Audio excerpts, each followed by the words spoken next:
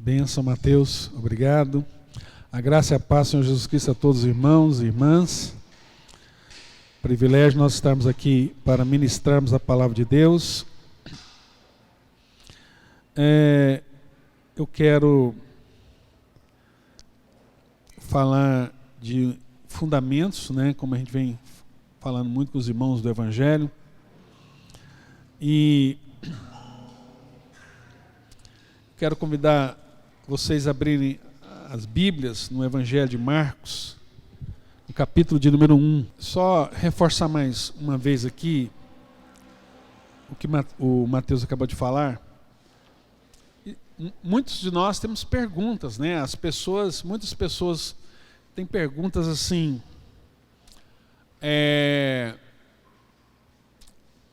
por que Jesus teve que morrer no meu lugar? Por que o Pai permitiu que Jesus morresse? O céu existe, o inferno existe. Como é que Deus perdoa os nossos pecados? Por que existem tentações que eu não consigo vencer? Né? O que é o poder da ressurreição? Por que Jesus teve que morrer e ressuscitar? Por que Deus nos deu os mandamentos? São tantas indagações, né? Como é que é Deus, Pai, Filho, Espírito Santo? Como é que surgiu Deus? Então, esses estudos são chamados teologia sistemática, né? Tem o Wayne Grudem, um teólogo americano, ele escreveu um livro de quase 800 páginas. E o filho dele pegou aquele livro e sintetizou em cento e pouco, quase 200 páginas. E o livro já é uma linguagem bem simples. O Wayne Grudem fala no livro dele assim, que o maior elogio que ele recebeu quando ele escreveu aquele livro foi as pessoas falarem assim: obrigado, pastor, você escreveu algo profundo de maneira que eu pudesse entender. Uma linguagem bem simples. E o filho dele pegou e editou esse livro e formou esse outro pequeno livro aqui, que é um resumo daquele, né? Com os 20 fundamentos que todo cristão precisa entender. Então nós vamos adotar aqui essas lições, são 20 lições. Nós vamos começar agora, quarta-feira agora, e termina na última quarta de junho, são 20 lições, toda quarta-feira às 20 horas, começa pontualmente às 20 horas, e termina às 21h30 no máximo, né? Nunca vai passar de 21h30. Então é estudo, fundamentos, são coisas que todos nós como cristãos precisamos conhecer, entender, é base do Evangelho, E como base do Evangelho também nós vamos pregar nessa noite aqui. Eu quero então ler com vocês Marcos capítulo de número 1 e meditar com vocês no versículo de número 14. Boas novas significa Evangelho. A palavra boas novas, né? A tradução de Evangelho são boas notícias.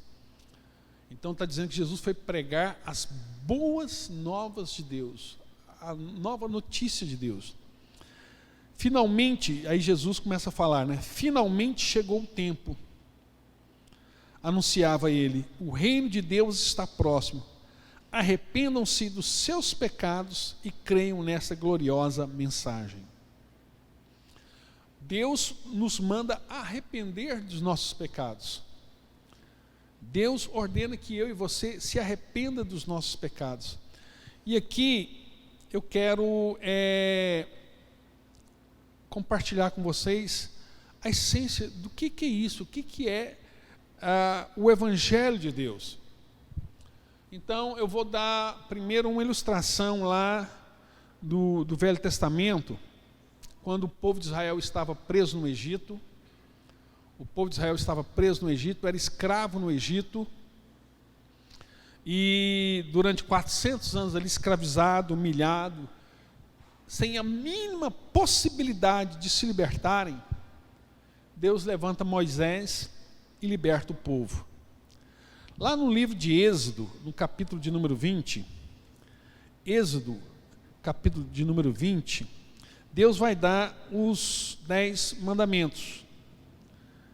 E uma coisa que é interessante você notar, quando Deus dá os 10 mandamentos, ele diz assim, Êxodo 20, Deus disse tudo o que segue. Então, a partir de agora, né, ele vai dar 2 pontos, abre aspas, agora é Deus ditando. Eu sou o Senhor, seu Deus. Eu tirei você do Egito, onde você foi um povo escravo. Não creia nem adore outros deuses além de mim. Olha só o que Deus está dizendo. Deus primeiro anuncia o que ele fez. Ele diz, eu sou o Deus que tirou vocês do Egito. Sou eu tirei vocês do Egito. Eu tirei vocês do Egito. E aí agora, ele diz, não creia não creia, nem adore outros deuses. Agora vocês não sirvam outros deuses. Olha o que Deus está falando. Eu fiz toda essa obra, eu tirei vocês do Egito, e agora eu estou dizendo para vocês, não tem outros deuses além de mim. Siga-me, adora-me, porque eu fiz isso. Eu libertei vocês. Então, primeiro Deus faz, depois Deus manda. Foi esse princípio. E aí Deus pega e começa a falar os outros mandamentos, né? Não façam ídolos, não use o nome do Senhor em vão, tenha um dia de descanso, honre seu pai, sua mãe, não roube, não adultere, não dê falso testemunho, não cobice. Mas presta atenção, todos esses mandamentos e todos os demais mandamentos que estão na Bíblia, você precisa entender isso. Todos os mandamentos que estão na Bíblia, Deus nos deu ele, não foi para que nós obedecêssemos, foi para que nós desobedecêssemos. Presta atenção, eu vou explicar, eu sei que talvez você está confuso. Todos os mandamentos que Deus nos deu, nós só vamos obedecer aqueles mandamentos se primeiro nós nos rendermos ao amor de Deus.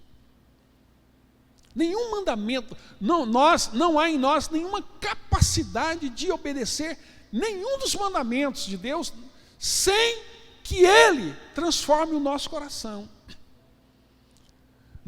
É impossível ao ser humano, olha só o que eu estou dizendo, é impossível a qualquer ser humano cumprir os mandamentos de Deus. Aí você fala, mas pastor, então se é assim, para que Deus nos deu uma coisa que nós não vamos dar conta de cumprir? Você acha que eu estou exagerando? Quem aqui nunca mentiu? Quem nunca roubou? Quem nunca adulterou?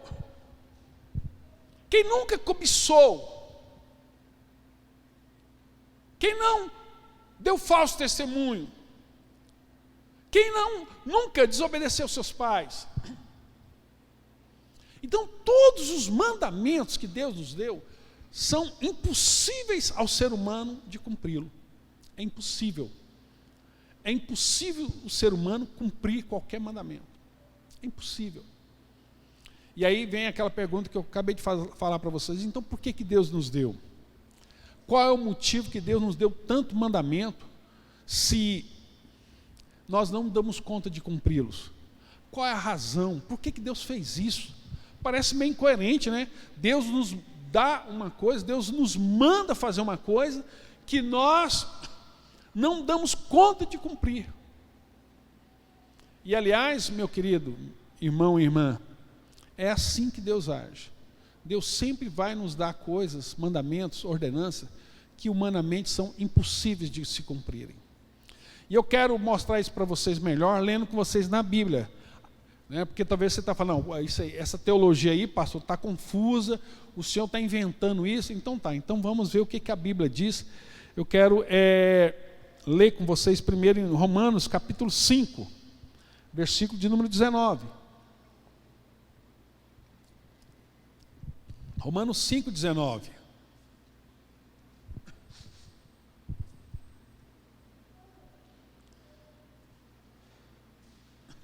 Olha o que diz a palavra de Deus, preste atenção. Por que Deus nos deu os mandamentos? Em primeiro lugar, para revelar o nosso pecado. O primeiro propósito que Deus nos deu os mandamentos foi para revelar os nossos pecados. Para mostrar, né? Para expor, para trazer luz à nossa natureza pecaminosa. Foi por esse motivo. Olha só o que diz a Bíblia. Portanto, assim como por meio da desobediência de um só homem, Adão, muitos foram feitos pecadores. Presta atenção, esse versículo é um versículo na Bíblia que fala como é que nós nos tornamos pecadores. Nós somos pecadores, nós temos uma natureza pecaminosa, a nossa natureza inclina para o mal naturalmente. Você não precisa pegar seu filhinho bebê, sua criancinha, e ensinar ele a mentir. Você não precisa ensiná-lo a desobedecer. Você não precisa ensiná-lo a ficar irado. Todo bebê vai fazer isso naturalmente. Todo bebê vai desobedecer. Vai ficar irado, vai dar birra. A birra é pecado.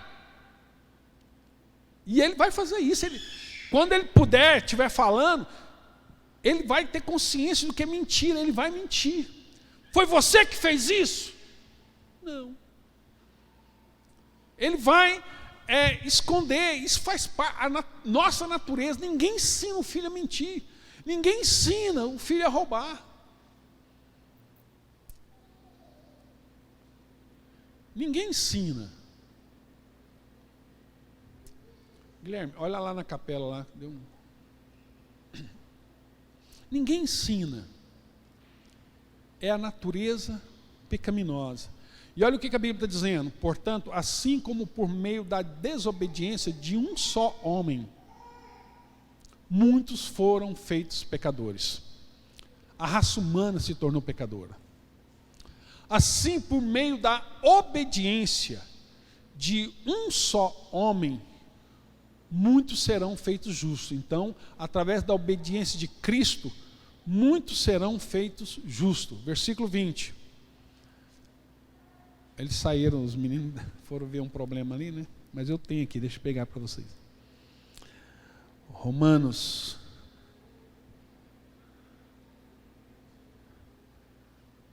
Capítulo 5, versículo de número 20.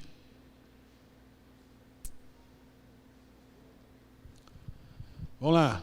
A lei foi dada, então presta atenção, os mandamentos foram dados a fim de que todos pudéssemos perceber. Preste atenção, a Bíblia vai explicar para nós agora por que Deus nos deu os mandamentos.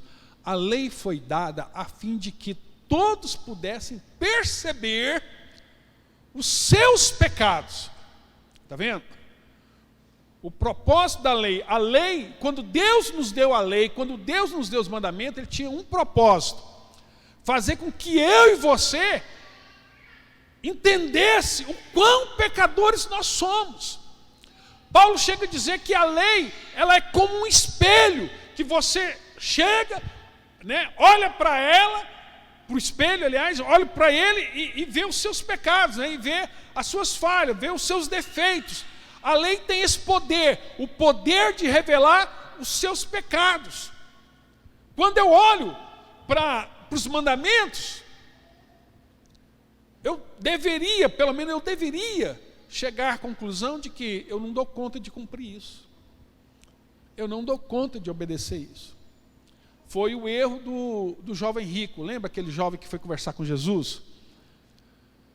Ele foi conversar com Jesus e ele disse: meu bom mestre, o que eu hei de fazer para herdar a vida eterna? Aí Jesus: por que você me chama bom? Bom é só Deus é bom. Nós não somos bons. A natureza humana é pecadora. Jesus falando para o cara. E aí Jesus falou para ele, aí Jesus pega e fala para ele assim, olha, obedeça os mandamentos. E ele diz, quais? Jesus fala, não matará, não roubará. Aí o cara diz assim, olha, eu tenho obedecido isso desde a minha juventude. Olha só, irmãos, o que o cara respondeu? Eu tenho feito isso, eu tenho cumprido. Como? Como? Isso é mentira. E o cara chega e fala para Jesus que ele obedece os mandamentos desde o princípio. Né? Ele não consegue perceber o tamanho do seu pecado. Por isso que Jesus fala para ele, então vai, vou te dar um aqui, vai, vende tudo que você tem, distribui aos pobres, depois vem e segue-me. O cara não deu conta. Nós não damos conta de obedecer os mandamentos. E é o que a Bíblia está dizendo. Olha, a lei foi dada a fim de que todos pudessem perceber os seus pecados. Entretanto, onde o pecado surgiu em excesso, a graça foi ainda mais abundante. Ou seja, é impossível a nós obedecer esses mandamentos, mas Deus providenciou um meio para que eu e você pudéssemos obedecer esse mandamento. E qual é o meio? É Cristo morando em nós. Somente quando Cristo entra no meu coração, no seu coração, é que nós podemos cumprir os mandamentos. Porque, irmão, já não sou mais eu, mas é Cristo em mim. Então, o que me leva a pecar? Presta atenção nisso. O que nos leva a cometer pecado? A distância que nós estamos tendo, né, a falta de relacionamento que estamos tendo com Deus. Quanto mais intimidade eu tenho com Deus, mais eu consigo vencer todas as tentações e pecados. Quanto mais a minha comunhão com Deus, mais forte eu sou. Quanto maior a minha comunhão com Deus, mais domínio sobre o pecado eu tenho. Porque, assim, falando uma linguagem bem clara, a nossa carne ama pecar, irmão. A nossa carne ama o pecado. E quando nós estamos longe de Deus, nós vamos pecar. O que nos faz pecar é a falta de relacionamento com Deus. O relacionamento com Deus, ele vem antes da obediência. Primeiro eu me relaciono com Deus. É o que Deus falou lá, olha, eu tirei vocês do Egito. Assim também é o que Cristo fez por nós. Cristo veio, morreu na cruz, né? Deu a sua vida por nós. Cristo morreu em nosso lugar. E agora que Ele morreu em nosso lugar, Ele fala assim, olha, viva a vida. Você tem a vida eterna. Obedeça os mandamentos. Agora nós podemos obedecer.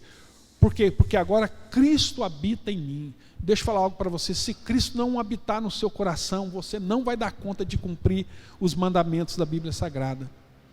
É impossível o ser humano cumprir qualquer mandamento se Cristo não entrar no coração. Mas quando Cristo entra, tudo sai.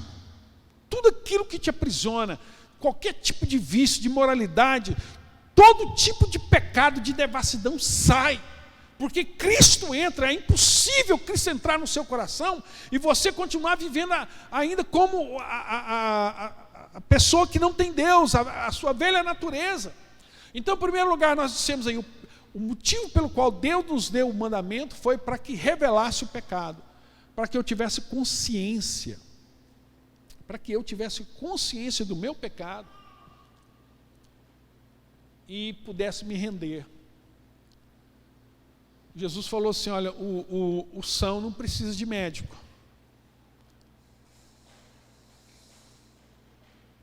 Enquanto você está doente, mas você não entende que você está doente, você não assume que você está doente, e você não vai buscar ajuda, a doença vai te matar. É a mesma coisa com o pecado. Enquanto você não entender que o pecado está te matando e que você precisa de um libertador, e que em você não há força, não há meio de você lutar e vencer, não há meio de você se libertar sozinho na sua força. Você entende? O pecado, ele domina o ser humano, somente Cristo pode nos libertar dessas amarras. O primeiro motivo pelo qual Deus nos deu a lei foi revelar o nosso pecado. O segundo motivo foi para revelar a nossa total incapacidade de salvação pelas obras. A nossa total incapacidade de querer ser salvo sem Deus. Isso é impossível. Tem pessoas que falam, não, eu largo esse vício a hora que eu quiser. Eu largo essa vida de promiscuidade a hora que eu quiser. E não larga, você não dá conta. Você não dá conta. É impossível. É impossível. Vamos ver na palavra de Deus no livro de Romanos, aí, nós 5:20, agora vamos ver o 3:20. O apóstolo Paulo fala em Romanos 3:20.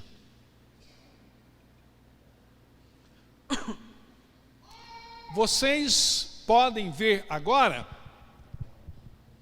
ninguém pode, presta atenção, ninguém pode jamais ser declarado justos aos olhos de Deus por fazer o que a lei ordena.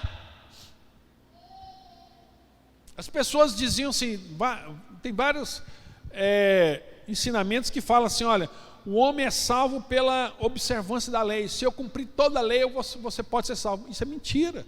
A Bíblia nunca falou isso. Isso é teologia humana. Ninguém é salvo pela obediência da lei. É o que a Bíblia está dizendo, vocês podem ver agora. Ninguém pode jamais ser declarado justo aos olhos de Deus por fazer o que a lei ordena. Porque primeiro, que ninguém cumpre, ninguém dá conta. E esse não é o propósito da lei. A lei não veio para salvar ninguém. Veio para revelar o pecado, né, a nossa iniquidade, veio para revelar o quão pecadores nós somos e o quão incapaz nós somos de obedecer. Então, quando eu olhar para os mandamentos, o que Deus queria que eu visse? Eu olhar para os mandamentos e falar, gente, isso aqui é impossível. Eu não dou conta. O que o Senhor está me pedindo, isso aqui é impossível. É isso que Deus queria, irmãos, que nós reconhecêssemos. Deus, eu sou pecador, isso aqui é impossível a mim. Só que nós somos tão soberbos, nós somos tão orgulhosos, somos igual aquele jovem da história lá, do jovem rico, né? Não, mas eu dou conta de cumprir isso aqui, eu dou conta de obedecer, eu vou. Irmão, todas as vezes que você tenta na sua força, você se decepciona, você fracassa, porque é impossível. Olha o que o texto diz, ninguém pode jamais ser declarado justo aos olhos de Deus por fazer o que a lei ordena. Quanto mais conhecemos a lei, mais claro fica que não lhe obedecemos, pois mediante a sua lei nos tornamos plenamente conscientes do pecado. A lei tem esse propósito, nos revelar que nós somos pecadores e revelar que nós somos incapazes de nos salvar a nós mesmos, de fazer qualquer coisa, assim, que possa agradar a Deus. Isso é impossível. Isso não tem como. Gálatas, eu quero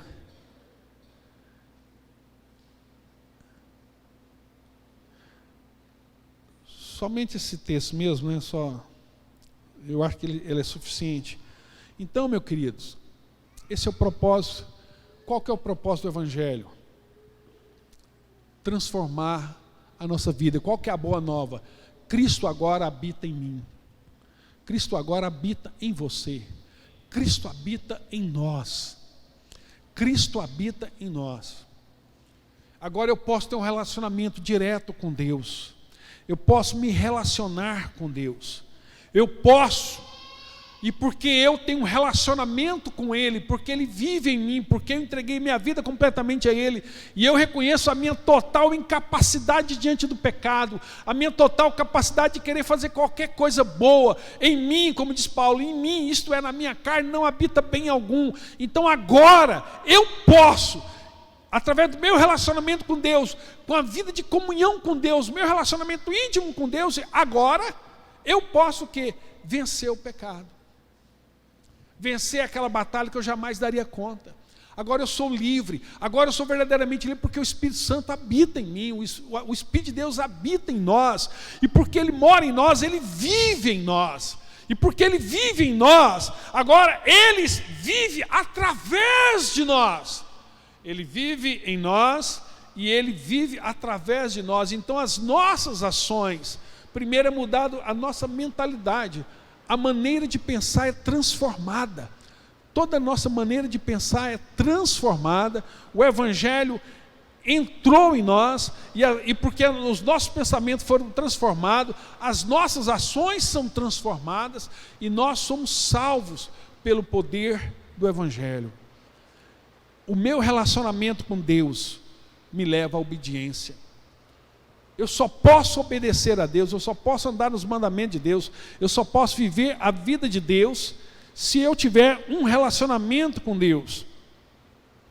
A nossa obediência não é a tentativa de fazer algo para agradar ou conquistar algo de Deus, mas é uma resposta ao que Ele fez por nós. Então, Cristo morreu em meu lugar, me comprou para Deus, perdoou todos os meus pecados, e eu entendendo isso, me rendo completamente a Ele, reconhecendo que eu sou pecador, que em mim não habita bem algum, mas que agora eu abro meu coração, Cristo vem morar em mim, Cristo vem manifestar sua vida em mim, Ele vive em mim, através de mim, agora eu posso viver a vida de Deus. Eu posso viver a vida de Deus. Deus vai se revelar através da minha vida. O relacionamento, guarde isso, o relacionamento vem antes da obediência. Primeiro eu me relaciono com Deus, só depois eu posso obedecer. Não adianta você querer ser uma pessoa bonzinha, um cara legal, uma mulher gente fina, não vai dar certo. Você vai fazer as coisas erradas, você vai quebrar a cara, você não vai prosperar nisso, né? Nós o obedecemos porque Ele fez um relacionamento conosco. Cristo veio, desceu do céu, desceu lá do trono da sua glória, se encarnou, fez carne, veio aqui nos revelar o coração de Deus, deu a vida dele por nós, né? Para que nós agora, porque Ele fez tudo isso por nós, agora Ele ordena: arrependa do seu pecado, arrependa-se dos seus pecados e se converta, porque há perdão para os seus pecados. Deus tem perdão para os seus pecados. Deus te salvou, Deus te libertou, Deus te resgatou, né? Enquanto o Evangelho fala de relacionamento com Deus, o Evangelho é relacionamento com Deus, ao passo que a lei fala de obediência. Mas é impossível haver obediência sem que haja relacionamento. E é isso que Deus sempre quis conosco, irmãos, foi relacionamento. Lá no Éden, lá quando Deus desce para falar com Adão, o que Deus queria? Sentar com Adão, sentar com Eva, conversar, sentar à mesa, comer junto, lanchar junto, jantar, rir, conversar. O que Deus quer de mim? O que Deus quer de você? Relacionamento.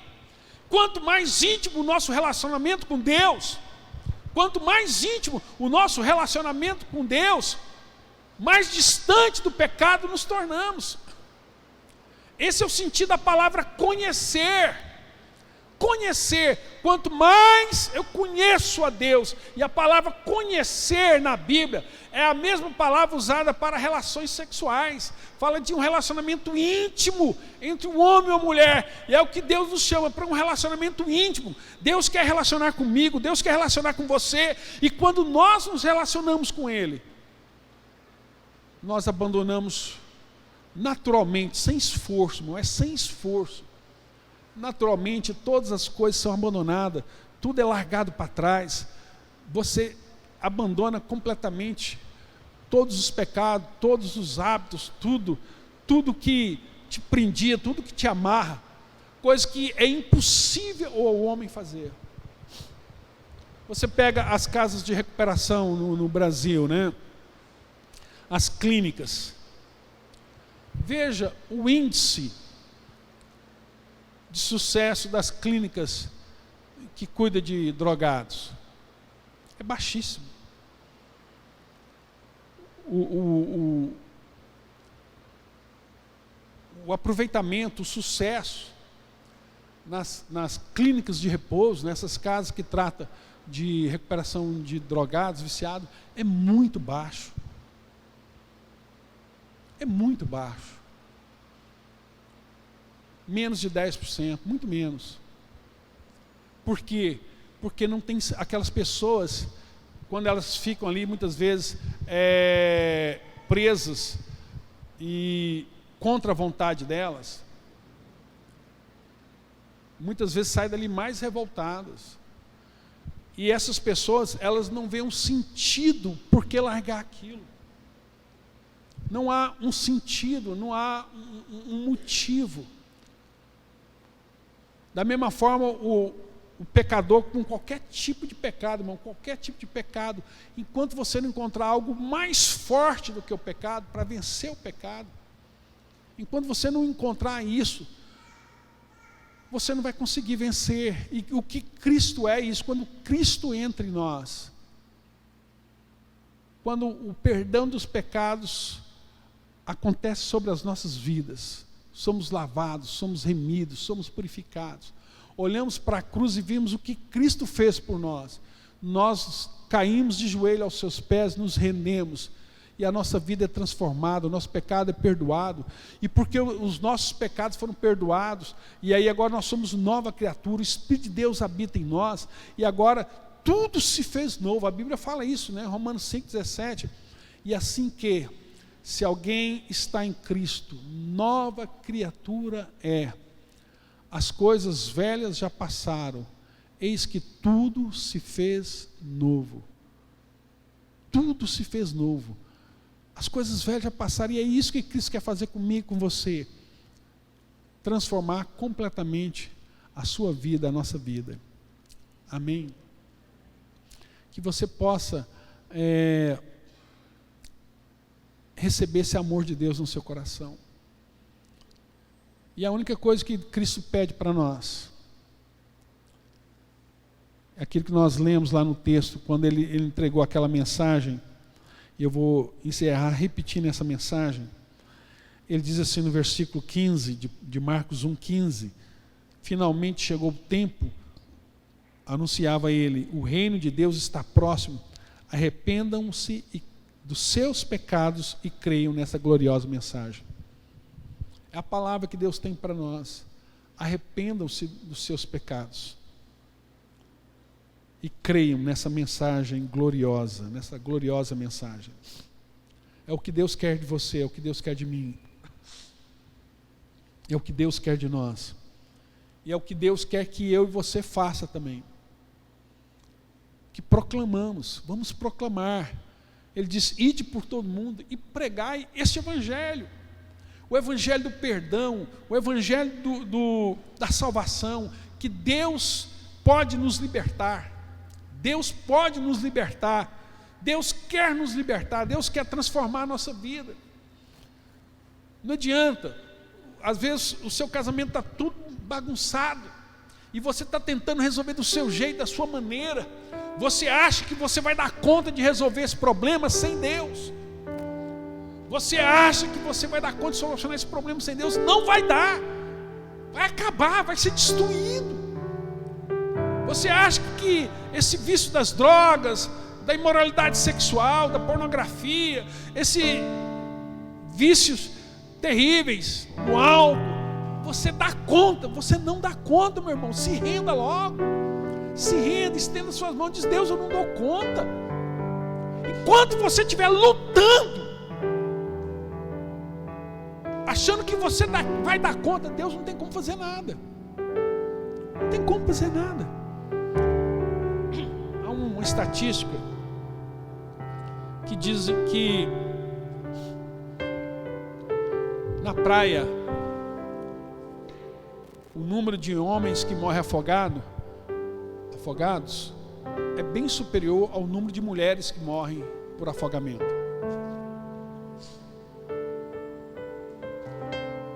Porque as mulheres, quando elas pensam que vão afogar, elas já gritam, entram em desespero, quanto maior bagunça.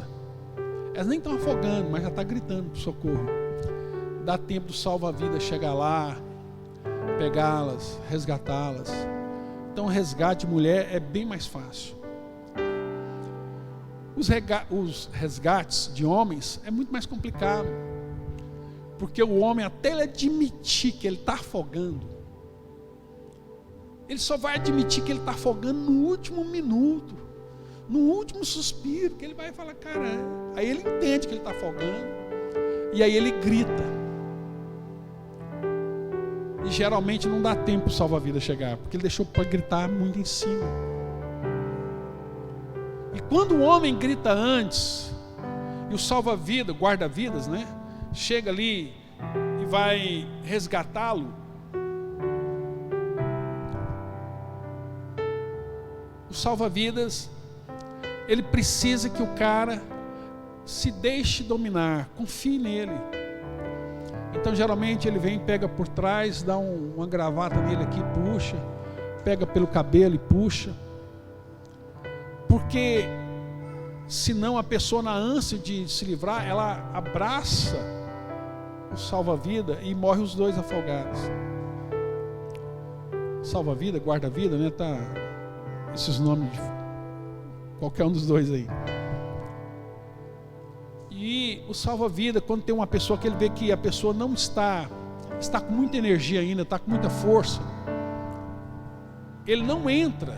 Isso é treinamento dos bombeiros. Ele não entra lá para salvar o cara, porque se ele entrar, ele vai morrer também. Ele dá uma volta em torno do cara, espera o cara se afogar.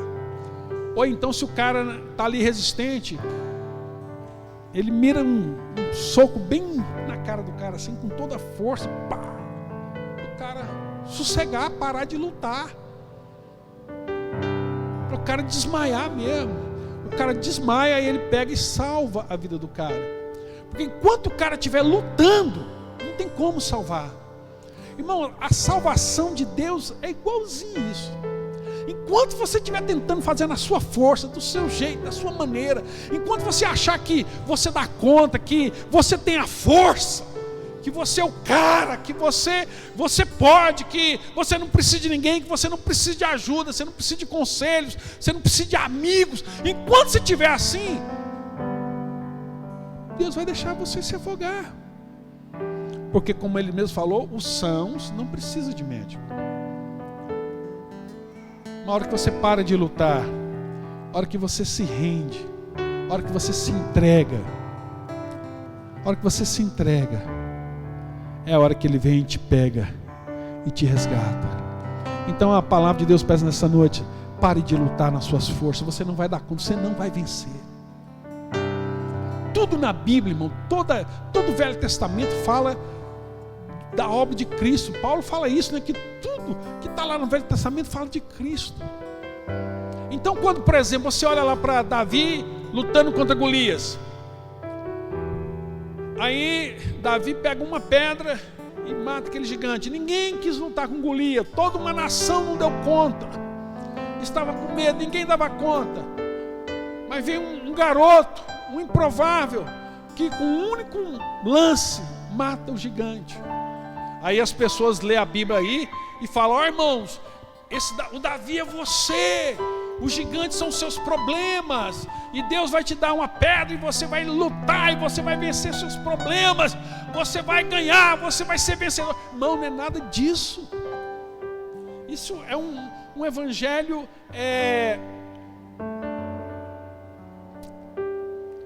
antropomórfico, que fala da glória do homem. Se a Bíblia fala que tudo que está lá liga a Jesus, eu entendo que nós somos a nação de Israel. Nós não somos Davi, nós somos a nação de Israel. Todo mundo com medo, todo mundo covarde, O gigante é muito grande, nós não damos conta de vencer. Nós não damos conta de vencer o pecado. Golias é o pecado e a morte. Eu não dou conta, é impossível. Mas Cristo, Davi é um símbolo de Cristo. Cristo desceu do céu, aquilo que era improvável, e com um único golpe, lá na cruz, ele pisou na cabeça de Satanás, nos libertou, nos redimiu, nos salvou, nos deu uma nova vida. O Evangelho aponta para Cristo em tudo que você olha no Velho Testamento está apontando para Cristo. Tudo está apontando para Cristo, e essa é a boa nova de Deus. É isso que Jesus quer que você proclame, é isso que Jesus quer que você anuncie, é isso que Jesus quer que você fale, compartilhe com as pessoas. Há perdão para os seus pecados, Deus pode transformar a sua vida. Amém?